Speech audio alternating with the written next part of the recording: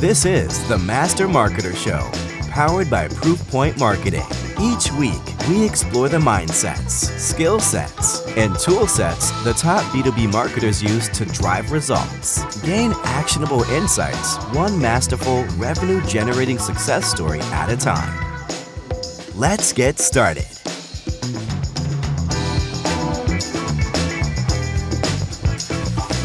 What's up, everybody? Welcome back to another episode of the Master Marketer Show. Got a fun conversation today. I got Travis Bradshaw here with me. He is our aide director of marketing over at Armanino. And Travis, we're going to be talking about some interesting stuff today. Interesting times we're all living in as marketers. And I won't foreshadow too much. Welcome to the show. Glad to have you.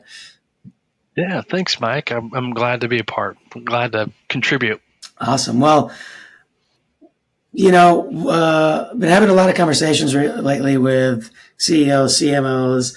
The story I'm generally hearing is probably going to sound familiar to you and a lot of others. There's a lot of pressure from corporate finance teams for marketing to really, I don't want to say prove their worth. That's maybe really drastic, but to prove out investments, both retroactively and then forecasting forward looking, like based on what's been there, what's been done, what are we going to spend money on next year? That seems to be being asked on of all teams in general, whether it be R&D and things like that. But marketing and go-to-market teams, marketing and sales tend to often bear the brunt of that. So I'm curious on your thoughts. What's happening on your end? Are you seeing similar things? And then let's kind of tackle it from there. Yeah, and Mike, I agree with you, and it's not any new news. A lot of organizations are feeling this, especially like you mentioned, marketing or go-to-market teams.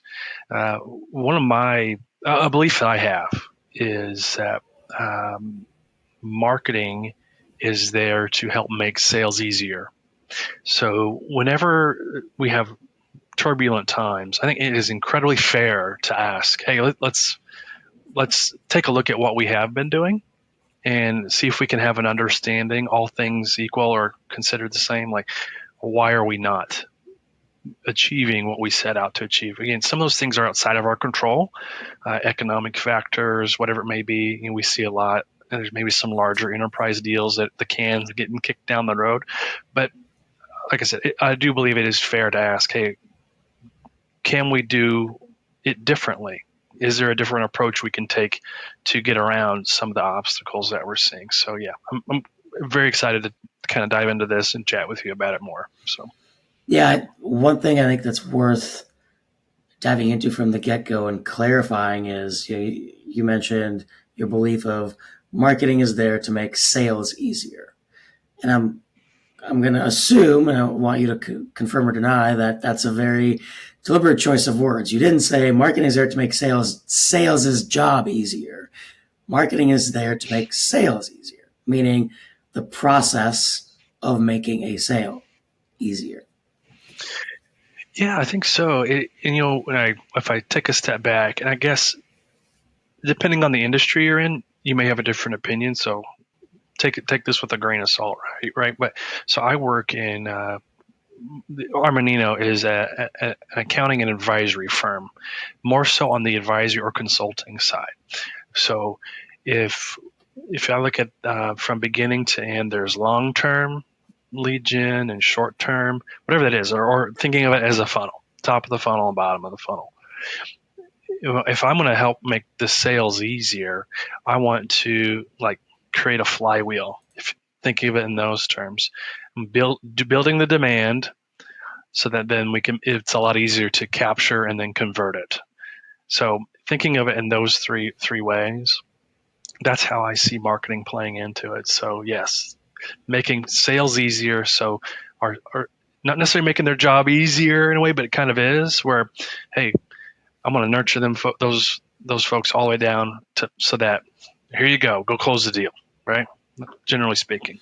Yeah, and I mean the reason I brought it up is because so often, and I see it especially in what we call technical professional services firms, So companies like yours, like Armanino, and others, whether it be in biotech or medtech or whatever. Hmm. Oftentimes, you'll talk to them about their marketing staff and say, "Well, what are they doing?" "Oh, well, they're helping build decks and presentations and this and that, this and that." And I'm like, look, I'm not saying that marketing should never do that, especially if you're, say, a Right. marketing team of one or two or something in a 150 person firm or something like that. Okay, maybe a little bit. But where I struggle with is it's a lot of the time it's those same companies where they're having marketing, doing admin work for sales, and then they're wondering why they're not able to scale and grow and things like that. It's like, well, you're not doing actual marketing. So I think what you said Exactly. is, marketing's job is to make sales easier, I think is the right way to put it. So appreciate that and wanted to clarify. Oh, yeah. Yeah. No, I appreciate doing that, and I agree with you. And again, depends on the size of the org too. You may have to wear Mm-hmm. several different hats if you're a smaller organization, but at a certain size, you got to be asking yourself, are we? If my marketing team is helping the marketing team that's responsible for helping with growth, if we're also asking them to plan office parties or answer the phones and things like that, that's probably not an effective use of their time. And so you kind of look in the mirror and say, hey, the way we've always done things, right? If we want to get from point A to Z, the way we got from B, C, D, and F is not how we're going to get to the next levels. So yeah, I won't. If you want me to, I can go a lot deeper on that. But I have a few opinions on that. But you make a great salient point there. Yeah. Well, let's dive into that, because really what I want to get into is, as a marketing leader, what mindsets do you need to have to be successful in this type of environment? And I think one where the direction you were going, I believe, is going to get us to one of those Mm-hmm. mindsets, which is, like you said, what got you here won't get you there. And that's an easy thing to say, but when you start looking at it from a financial perspective and a business strategy perspective, that's where things get interesting, right? Because you have these pressures that you have to get over, and people you need to convince and get on board with your level of thinking. So let's dive into that. You mentioned you had a few thoughts and Mm-hmm. opinions on it. Let's hear them. Yeah, I think generally speaking, how I like to run my teams or manage teams, however you want to phrase it, is I look at strengths and weaknesses, right? And I'm fortunate. I work at an organization where culture is big, and we let's say it like this: I will never ask anybody to make a strength a weakness unless that is a material requirement to be successful for your role. But if there are some times where maybe there is a weakness and it is a material thing, this is what we'll do. We'll find somebody who has that strength and couple them with you, to then together you can be successful. So really putting people, applying them where their strengths are to where they can be successful. Okay. That's both art and science to find that. But to kind of say that in a different way, you have to be willing to roll up your sleeves and not just kind of coast over the top. It's having an understanding of how my skills or my goals level up into my team goals. How do my team goals level into my department goals? How do my department goals help achieve the firm goals? So if you can have that laddered up or waterfall down, however you want to look at it, as long as everybody has that North Star, it makes it so much easier to do and to accomplish. So maybe I rambled a little bit there, but it's super important that everybody knows what the role is, and then knows if you want to climb or have upward mobility, what do you need to do that? But then also understanding that some people, they're comfortable where they are, so applying them. Maybe they don't have aspirations, and that's okay. Put them in roles where that's a common expectation, and vice versa. If you have some rainmakers or high achievers, point them in the right direction, give them some guardrails, and watch them go. So let's make this a little more tangible for folks. You mentioned North Star. Mm-hmm. What is that North Star at Armanino in your current organization? Yeah, we are a high growth firm. So I'm going to I'm going to go in a circle to get to your answer. We have a big vision we call our 2025 vision, or our goal, right? And we want to be, and we feel like we can be a $1 billion organization by that time. So what does it take to get there? So we have a few, the key departments within Armanino. So maybe that's HR, that's our growth office, you name it, operations and other. We have set defined goals on how to get there. And then everybody kind of leans into that. And we have a whole process we go through and coaching and to get there.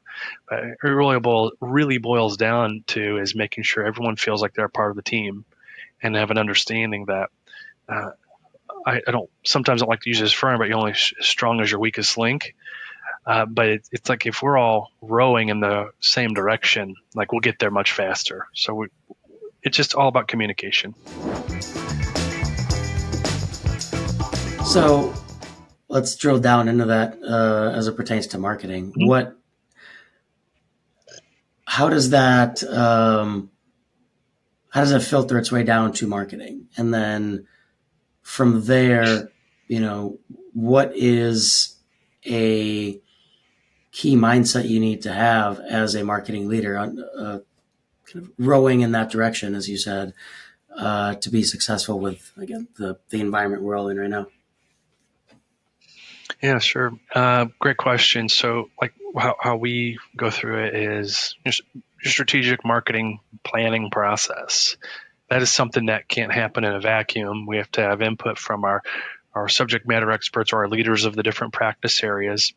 But having a defined framework and then giving, again, defined responsibilities. Okay, what's my part in the planning process? So it's having an understanding of what the firm goals are, and then as marketers, how we can help the organization achieve that. So it's really just having confidence in knowing what the expectations are, thinking of our overarching goal. Right? So the big way that we help, and again, kind of going back to the beginning of making sales easier, is like if we have one goal that marketing can align to is boost pipeline to achieve bookings goals. So what can we do? What do we know that we can do to help contribute to that? And then from there, define what the strategies are, then the objectives, and then the tactical ways to execute on that. And then from there, it's we don't necessarily like chisel those into stone, right? Because things happen, right? There's a regional banking collapse, or you name it, right? There's something that's always going to happen, a new regulation or something that we will have to pivot on. So we write those in pencil, and we communication with our leaders, making sure we can pivot as needed. So I kind of danced around that, but do you need me to go any more granular on that? Well, we're gonna dive into this. So, a core part of that is, you hear lots of folks will say the general statement of, marketing wants a seat at the table, you got to be a revenue generator, not a cost center. You talked about, well, how do you contribute to generating revenue? It's pipeline to bookings. Great. Mm-hmm. Part of this is really partnering with, the revenue teams and the finance teams. So maybe talk about that a bit, because I think, revenue teams, I think that's a pretty common one, but I think it's still worth discussing. Like, how does marketing do that? But then on the finance side, that's one that generally tends to be a very contentious relationship and doesn't necessarily need to be. So I'd love to hear from you. How are you and your team handling that? Yeah. I feel in marketing, we are in a fortunate position where if it's running smoothly, right, you can integrate into or be a part of every single department at your organization in some way or another, right? When it comes to the revenue, yeah, again, depending on your org, I feel like should be locked arms, right? Elbow to elbow, right, with your revenue team, because what you do impacts eventually what's going to be happening with that team. So again, you got to be in lockstep with your revenue team, right? If your CMO and your CRO are not talking, watch out. So again, just being part of pipeline calls is huge, right? For a number of different reasons. I can ask questions on, hey, how is this campaign resonating with the market? Like it literally is the finger on the pulse. I can hear live feedback from conversations that are being had with prospects. And it kind of goes the other way too, where I can ask, hey, what are you hearing a similar question? Are you hearing similar themes? Like how are we solving or what are things happening? And then can we turn that into a deliverable for you or whatever it may be, a campaign, right? So just being involved and asking smart questions. And then also, I mean, you get to learn more about the process that they're going through, and you can apply that to what you're doing in marketing. On finance, similar but a little bit different, right? So you got to understand and talk in finance terms. Just like if I'm going to go talk IT, you got to know if I have this really cool tool I want to implement, I have to understand like what could be the downstream implications of doing the change management, right? And sometimes you may know that and you may not, and that's maybe you have to have a good channel of support and be able to ask those questions. But to take it back to the finance teams, it's again, I work in an accounting firm, right? I get it. So 1 + 1 has to equal 2, right? But as a marketer, I know that's not always the case. Maybe you have to do a little bit of algebra to get to the answer. But you have to have an understanding of, let's say, I'm going to make this up as we go, right? If I know my target market is X, let's just say it's law firms. If I know my target market are law firms, and I know within that subset of law firms, I want to look at personal injury firms. If then it's all about doing math. I'll take a quick sidebar. I took a lot of Excel classes in college 100 years ago, and I told myself I will never use Microsoft Excel. So I don't know why I'm even doing these classes. I don't use Microsoft Excel as much anymore, but I do an awful lot of math and formulas that I learned a long time ago. So anyway, just having an understanding of that little percentage of my target market, if I do a pay-per-click campaign and I know what the conversion rates are, generally speaking, how much it costs, I can do all the math and I can lay it all out. It takes a lot of the guesswork out of it. And again, it's some of the folks in those teams or accounting or finance teams can be very binary. It's zeros and ones. It's yeses or nos.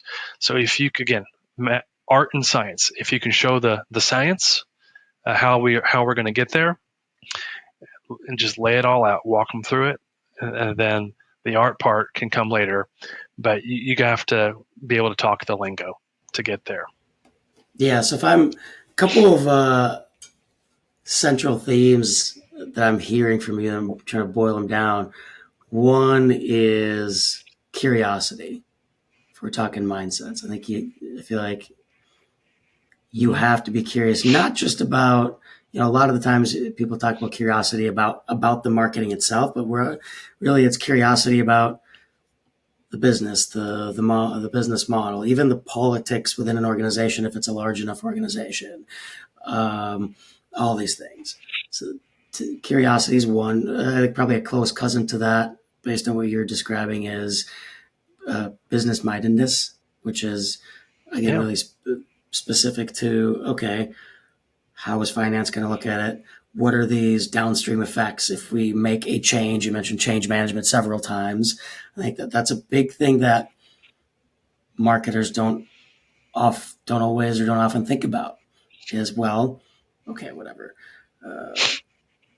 we're going to shift to a different, go-to-market model because it's going to work better. Cool. What do we do with all these people that we've hired to activate on this current model that we're doing now? Not saying you shouldn't make the change, but do you have the skill set to make this change? If not, what do we do with all these people? What is the cost of training or retraining and all these things? Like being able to think through that. Anyway, I feel like I'm explaining things that you were talking about, but like, so those two are central mindsets and themes from what everything that you just described to me, at least. Anything I missed there? No, I think you've nailed it there. Business mindedness and being curious. Those are two huge things. Yeah. So, if we think about skill sets, you mentioned Excel, you mentioned math. If I had to boil that down even more, like up a level, it's, data concepts and things like that. What other skills do you think a marketer needs right now to be able to work with revenue teams and finance teams effectively? Yeah, it's everybody finds their way in some form or fashion, but finding the best way to communicate, right? So I grew up in a generation, I'd say, when I say that, it makes me feel old. I'm not that old, but things have advanced, and I've been in a couple of different industries where if you couldn't catch someone on the phone, don't even bother sending them an email because they're not going to read it, right? And if you do catch someone on an email, make it brief. There are some people that need a lot of detail, but I've learned over time, bullet points and appendixes. Have all the data and refer to it if someone needs all the details, but make it brief.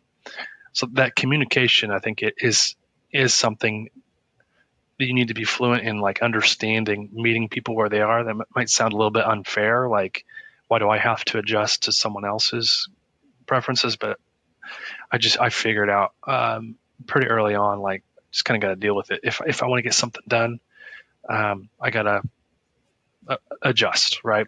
And if I'll say this too, because I fully understand and respect, not everybody has the ability to, or maybe it could be challenging to adapt. If I'm trying to get in touch with Mike and I can't get in touch with him, who can get in touch with him, right? Who can get the answers for me? So again, like marrying the strengths and the weaknesses together to accomplish things. There's no shame in that, right? Just understanding where you're at. So that communication is a pretty big deal. I would say that's a pretty big one as well. What else? I kind of got lost in my train of thought there on communication that I'm failing to communicate. I like the you brought up communication. I've similar related to it in my mind is like internal marketing, which very much depends on it, right? I think that we marketers oftentimes forget our most important stakeholders, and that's leadership and finance and other, the broader team, etc. So I think we need to get them all excited and get them past their skepticisms of what we're doing. So, and that definitely depends on being a good communicator and understanding how to communicate to different people and all that. You're not gonna. Yeah, you got to market the marketing team. Yeah, and it really is true though. Yeah. At least, especially I think in a situation like yours. Tell me if I'm wrong, but I feel like the bigger the organization, the bigger the marketing team, the bigger that the expense of said marketing and marketing team, the more you need to do that internal marketing. Yes, I agree. Like I used to work. Right now, our marketing team is anywhere between 50 and 60 total people. And I also I worked at another accounting advisory firm. The team was much larger. And prior to that, I worked for a company called Bass Pro Shops. And it was by large, the largest company I worked at. And the team, there was probably 300 or 400 people on the team. And we had a saying there, which I think rings true, maybe say it in a different way. But it was a mantra, hey, that's a great idea, but have we told anybody at the stores about it? Right? So there's like a vacuum you can kind of get in, or echo chamber, where you're giving yourself a pat on the back and or whatever it may be. But bringing that forward to where I'm at today, again, smaller but still large compared to some other organizations. Team is, hey, we feel like we're doing a great job, but we have all these other stakeholders that we need to get on board with, and maybe that's some internal, like, hey, we do this all the time for our external. Let's make a case study internally, right? That shows, hey, the inception of the idea, the process it went through, and how it was executed, and then the results. And then there's that rule of 7, right? You gotta talk about it a lot. And by the time I'm getting wore out talking about it, that's just about the amount of time that the people I want to hear about it, where it's starting to like resonate with them. So it's also a reminder too that it's a daily, not a weekly or monthly. It's like a daily thing. And again, depending on the size of the organization, like I interface with. We basically have like 7 companies that are rolled into one, right? When we go to market by different industries, we have these industry leaders and different consulting line leaders. So a lot of context switching, but also like it's just try to give a similar message across all those areas to where you are the marketing department, because you can very quickly find yourself and the left hand doesn't know what the right hand is doing. And then that's where a lot of questions can start happening, right? Like, what are you guys up to? We know you're busy, but what are you doing? What are you achieving? What are the results, right? So, are you seeing that more now as we're kind of in the economic downturn? well, I think that I don't want to speak for everybody who's listening, but I think it's probably a fairly universal thing that may be happening. At least I've experienced it every stop along my career, is whenever there's a little bit of downturn, and it can look a little bit different, right? There's a little bit of self-reflection you got to do, and consider, hey, what have we done, right, that is or is not working, right? If it is working, let's pour more gas on it, more resources on it, and if it isn't working, why? And like a mantra we have also is like fail fast too. So let's not spend a lot of time on it if it's not working. But you're right though, that big giant magnifying glass comes out whenever there's, again, some of the things are outside of our control, right? You can't control regional bank collapse. You can't control conflict in Europe that has worldwide reverberations, right? So, but it's like it or not, it's a great opportunity to do a few things. Deepen your relationships with your internal stakeholders, right? Because it's when you're in the trenches and you're like, hey, we got to come together. We got to figure this out, right? Like I said before, that internal reflection. Maybe there's new ways that you haven't considered. So when there is conflict, you can either look at it in a good way or a bad way. And conflict can push you in a direction to create novel ideas or novel solutions. So, it's a lot of that mindset. You can take feedback and internalize it for good or for bad. So, Yeah. So anyway, back to your original question. I think it's a universal. If you're not feeling that, you are in an industry that's not impacted by anything. So. And you found the one recession-proof industry. Yeah. No, I think the other interesting thing that I've been thinking about and that I've seen is there are a lot of these, and again, being able to think more broadly about the business, I think, is a really important mindset and / skill, kind of a bit of both there. But one of the things I've seen is when there is a downturn, everybody starts paying attention to sales and marketing, because To a certain extent, they can't control their own destiny. Right? The only thing that can control that is sales and marketing, right? So if there's a potentially looming either pay cut or layoff, the only thing that's going to change that scenario is new business, more pipeline, whatever. I mean, it's not 100% right. I mean, you could be looking for, external funding and things like that. So it's a little bit an exaggeration, but in general, I feel like that happens. And then that takes their mind away from the things they got to be doing. It could be your developers, it could be your engineers, it could be your finance people, whatever, right? And morale decreases and all this kind of stuff, where sometimes it's just being very clear about here's what we're doing to solve this problem, or at least this part of this problem, right? And being very specific about it. We're going to be doing this kind of outreach. We're going to be running these kinds of campaigns. Here's why we're doing it. Here's how we think it's going to work, whatever, right?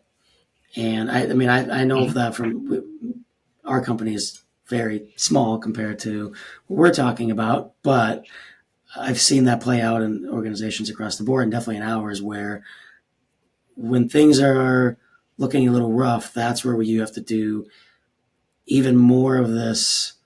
I don't know if I call it like marketing triage or something, right? But making people feel comfortable so they can focus on their jobs. Right.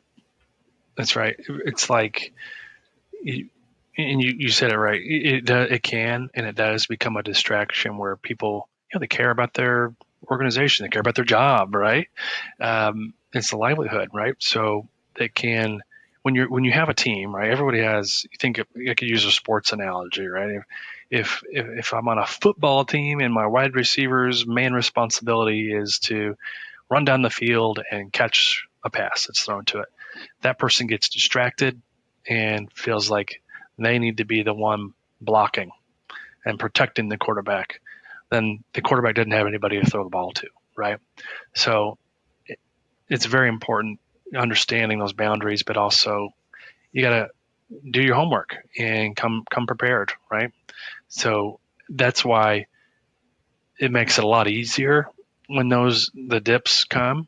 If you are already doing those things, man, I tell you what, saves a lot of time, saves a lot of heartache, and it is really easy. Like if you're going through a sustained period of growth and positive, it's easy to let those things fall to the wayside, and it does make it a little more painful if you don't have the framework already set up to do those reporting and to be able to understand where you're going. What are some tools that you've used to help you stay in lockstep with your partners on the revenue team and in finance? And I'm not talking just software. I'm talking tools in a much more broader sense. Yeah, so I think I kind of lump that into a few things where it's kind of a little bit of both it could be a piece of software, but also the knowledge of what it means, like the business mindedness part of it too. So let's say one of our goals is to boost the pipeline to help achieve or reach bookings goals. That's like, how do you quantify that, right? One of the strategies I could use to get there, I don't know, increase revenue from new customers by 10%. So again, that could how do I do that, right? Or how do I report on that? Or what are the tools I can use to do that? So, there's another of just targeting your whatever those new customers are, and just be laser focused on that. But it got to have a good way of reporting. And in the old days, Excel was a challenging way to do that, very time consuming. And now there are tools like we use Power BI as a dashboard. It aggregates all the information, puts it in there. We can, set it up however we want. But understanding again, like the business mindedness and the vernacular, and I could have the foresight to know what are my leading indicators and lagging indicators that can help me talk that talk. So you talk about tools again. You can have a number of different software solutions out of the box or customized to help you do that. But I think the knowledge of the business mindedness of and we had this many people register for our webinar. Great. What are we doing next to nurture them down? And then over time, what is the conversion rate? Right? So we had these many people register, these many people actually attended. Okay, what are we going to do with the people that attended? They fill out a survey, a percentage of those. So anyway, I could go on and on, but it's leading indicators, lagging indicators, different software tools that can help you visualize that data. And then how do you communicate that to the internal stakeholders? I think it all kind of rolls together. Another thing too, I know I could go on a little bit of rabbit trail with this is, what are some things or tools I can use to be more efficient, right? Because there's also these internal costs too, where like the partners that we work with, or everybody, right? There's a billable hour tied to them.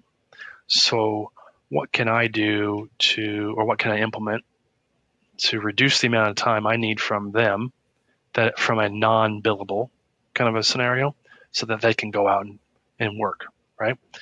So some of the things we're doing, we're looking at how can we use AI to achieve those things. So one of the tools we are heavily looking at is Jasper AI. And so what the cool thing that at least I think about it is we can train that on our brand voice, and where we're going to see it, I believe, save time. Like an example I just shared is how can, like, if I have a topic for a webinar and I could feed it some information, I could come up with an outline for a webinar, just an outline. Saves a lot of time. Like a lot of people, if I look at a blank piece of paper, that's very paralyzing, right? But if I can get those juices flowing, give me 5 bullet points on how I can get this webinar going, right? Or like a podcast, right? Let's say we do this podcast, we could feed it into Jasper AI, and I bet it could spit out however many number of pieces of content that we could use to promote it or whatever. Same thing for articles. We really value thought leadership, but not to the extent that we're going to make AI be in place of the knowledge our people have. But again, going back to that blank piece of paper, and we're also never going to compete with the news, meaning there's going to be some law that gets passed or regulation. We're not just going to hey, here's the 5 points of this new blah, blah, blah. It's going to be, we want to have thought leadership that says, hey, here's a link to regulation 56B.A. Click here to go view it. But this is the top 3 things you need to know as a small business owner, and how you can plan to prepare for it. So turning it around. So AI is likely not going to be able to put that kind of probably could, but we want it to be genuine, right? But getting a framework started is going to save a lot of time. And as content is king, and it's like a lot of places, it's really incredibly challenging to keep up with the pace of change of things that are happening. So we feel like it's going to be super helpful in that regard with content production, things like that. And we do rely on our subject matter experts quite a bit. But if we can get it 50%, 60% of the way there, it's just going to help them make it much better. Yeah, I'm glad you brought up decreasing internal costs.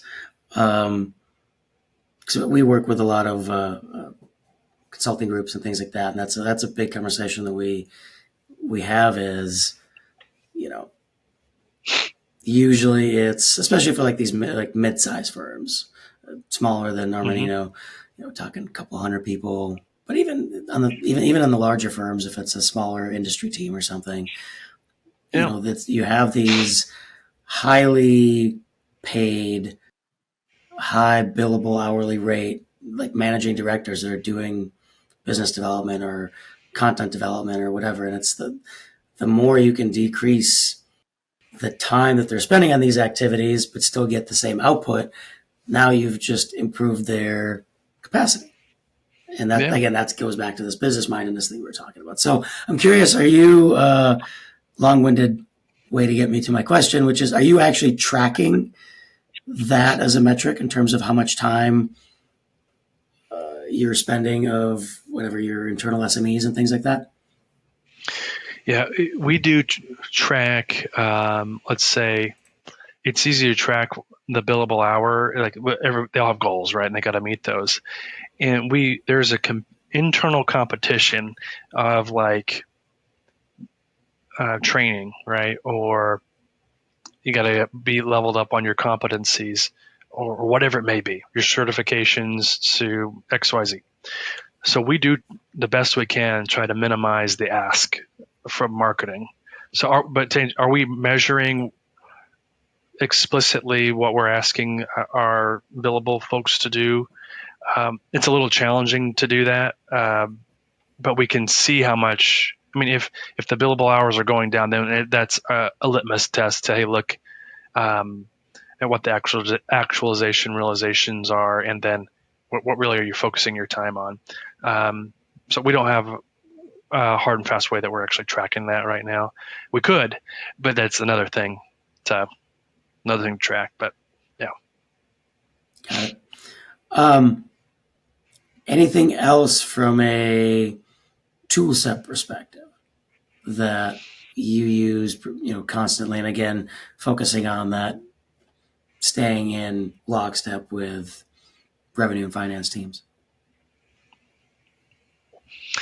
I think it is incumbent on many people in marketing to, this is a generalized thing where I talked about Power BI and data visualization. That's like how we view performance and things like that. Not all organizations have something like that.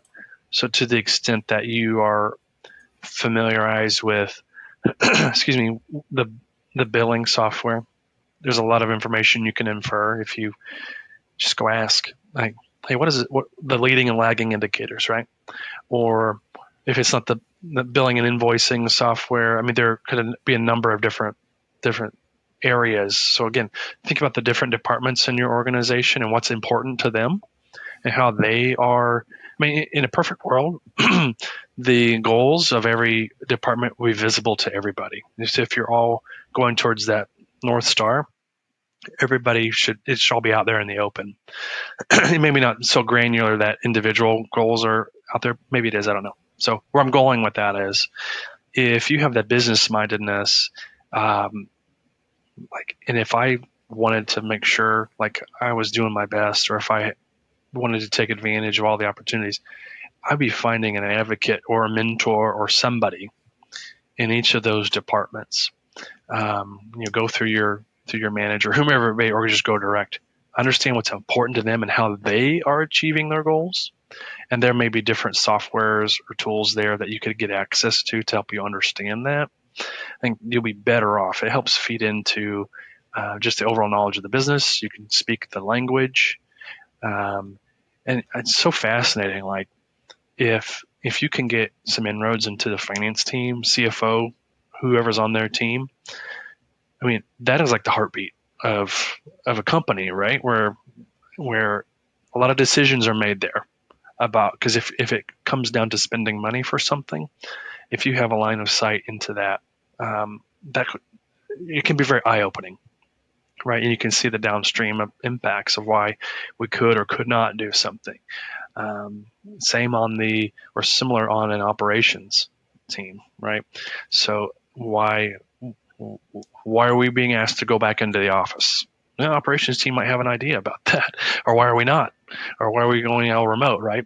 Hey, it's saving us a lot of money. We don't have to pay all the real estate cost for it. You name it. There's a number of different things on either side of that. So again, I'm not giving you a direct answer on the additional softwares and tools, but it's more about relationships and understanding what tools maybe those other areas use.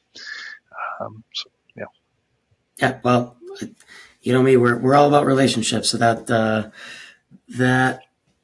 fits in with that really well. Well, Travis, look, you shared a lot of great things. Appreciate the insights. I think at this point, anything else maybe that you were hoping to mention that we, for one reason or another, didn't get to that you think is important? Yeah, I think just generally speaking, right? If you're new to the profession, you've been around for a little bit, or you're staring at the final chapter. I think with the benefit of hindsight, I could say, I've been doing this now for about 17 years or so. Keep an open mind. There's this old saying. This is a sarcastic statement. Okay, it's the phrase. Well, that's the way we've always done it. I love that statement. I'm kidding. Drives me up the wall. The world changes so fast and so quickly. I think it's fair to always be asking yourself, not to make change just for change's sake, but if there's a way to improve something, to make it better, and be open to that. Just like with AI, right? Well, this is not a new statement, but I do believe that there will be, even outside of marketing, there'll be people that use artificial intelligence to do their jobs better, and then there will be those that don't. And I think, again, unless you work in construction or something where literally AI can't, put a nail in a board, you'll be better off adopting that technology and make yourself better. So, and even with that, asking the question why. So seek first to understand, second to be understood. Those kinds of things. I think, I don't know, just always being curious. And maybe last thing I'll say, because I could keep going on and on, rambler here. There was a story that was told to me once about asking why. And it was, the way it was shared with me, it was a young couple, newly married, and the wife had prepared a ham for their meal, and the husband asked, "Oh, this is great, I love it, but why are the two ends of the ham cut off? That just doesn't make sense to me." And the wife says, "Well, I don't know. This is my mother's recipe. Why don't you go ask Mom?" So goes and asks Mom, "Hey, we just had ham the other night. The way your daughter prepared it, the two ends were cut off. She said this was part of your recipe and how you've always done it. Can you help me understand? It just seemed kind of different. I just didn't understand." She goes, "You know what? That's just the way we've always done it. But that's the way, my mom did it. So go ask Nana." And so he goes and asks Nana, "Hey, I had some ham the other night. The ends were cut off. I don't understand why. Just really curious." And she says, "Well, I never had a pan big enough to hold the ham, so I always would cut the ends off." So it just, I don't know, silly story, but it always stayed with me. Just because it's the way we've always done it doesn't mean it's the way we have to continue doing it. So maybe sometimes you just need to buy a bigger pan, but you don't know that if you don't ask why. So maybe I'll leave you with that. Just be curious and always ask why. I love that. I think it's a great place to wrap up. And actually, one of the other things that what you started with is a good transition to our lightning round, if you've got time for it still. Yeah, bring it on. So one of the questions is, what is your least favorite business word or phrase? Oh yeah, well, this is the way we've always done it. I could hang my hat on that one. I'm not liking that. What is the main KPI you use to evaluate marketing success? Well, I mean, at the end of the day, it's all about revenue growth, right? So I think if that's our primary goal, and if we can contribute to that, that's what we try to measure that on. Yeah. But I will say this though, Mike, it can be challenging to what is one KPI that can, unless it is literally if you're selling widgets, that's a lot easier than when you're selling services. So you have to, I believe, look at a number of different sources that tell a story that can help you understand the full contribution of marketing. Because again, maybe a topic for another podcast, but is it first touch, last touch, a mix of all of it, or do you not even consider that at all? You just know that marketing is important to have. So yeah, that's a nuanced answer, I think. But yeah, well, and that also can get us into the whole click-based attribution versus marketing mix modeling versus whatever else. So definitely a topic for another podcast. But good call out. What is something new you're looking forward to testing out this year? I think I might guess what that is, but I'm going to let you answer anyway. Yes. That, like I mentioned before, how can we fully implement AI into our marketing tech stack and really use it to its fullest advantage? What is your favorite business or marketing book? Oh my goodness. I've got quite a few. If you had to pick one that you would gift to another marketing leader, what would it be? I'm looking behind me right now. I pulled it off my bookshelf. Multipliers. It's more of a leadership book than marketing, but I think it's applicable and kind of got some of the things I was sharing before, just about putting people in a position where they can be successful. Yep. So who's the author of that one? Liz Wiseman. Yeah, it's Liz Wiseman. It's how the best leaders make everyone smarter. So he's putting them in a position for success. Yeah. What is a marketing best practice, quote unquote, that you actually hate and think should not be used anymore? Oh gosh.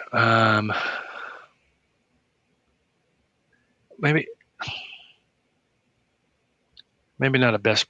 Well, one of the things I don't like is, again, depending on the size of your org, is that there's always going to be quarterback marketing people, or everybody has an opinion on how to make marketing better. But one thing that I have a challenge with is marketing means many things to many people. So the thinking that all that marketing is there to do is to make things look pretty, or when marketing gets kind of tucked in a corner or gets added to multiple different things, that sometimes that can be viewed as a practice, and it's not necessarily the best one in my opinion. It could be used so much better than just being spread out like that. All right, and then one last fun one. What is your favorite song or playlist or genre of music even to listen to while you're working?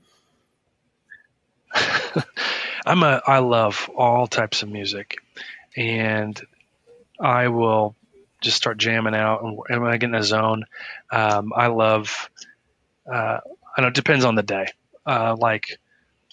Like today, I was just got into a folk music kind of a trip, but then there's other days where it would be Led Zeppelin, and then there's other days where it's Avicii, or you never know, or it's just some instrumental kind of stuff. So I'm all over the place. Just as long as I can get in a good rhythm, I'm good with that.